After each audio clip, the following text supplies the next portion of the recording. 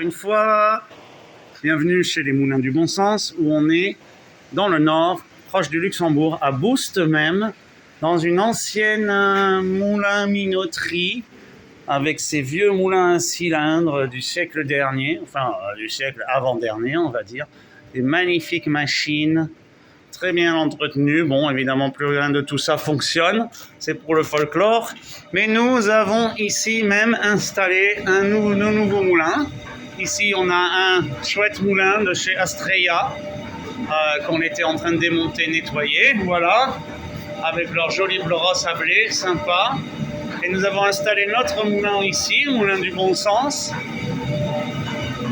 qui tourne, voilà, avec notre système, le moulin, la trémie, la bluterie, avec à l'intérieur le triage, le tamis qui tourne.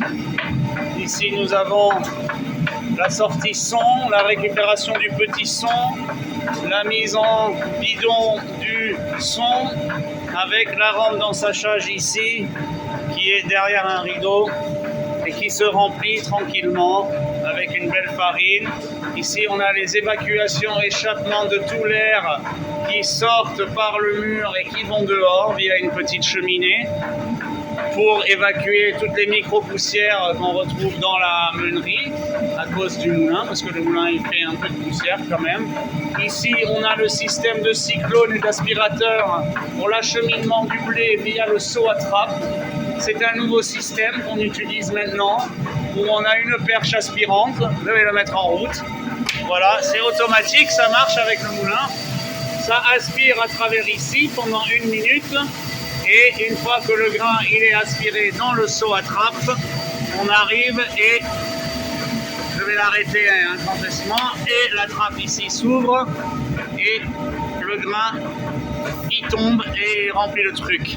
Donc il y a un système automatique qui fait que quand ça arrive au témoin ici, à la sonde, ça s'arrête l'ensemble. Du coup la trémie reste toujours pleine automatiquement.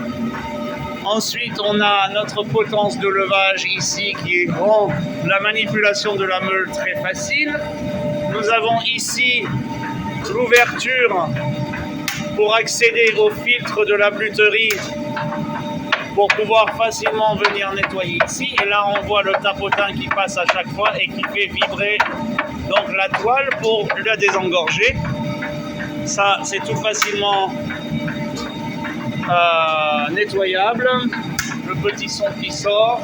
Là nous avons la farine, nous avons un nouveau système d'auger à potard, à potentiomètre, qui permet de faire passer le grain avec un contrôle plus ou moins millimétrique. Après nous avons ici comme d'habitude notre tableau électrique avec maintenant une sonde de température et une température limite de fonctionnement pour pallier à toutes sortes de colmatage ou de surchauffe de la meule.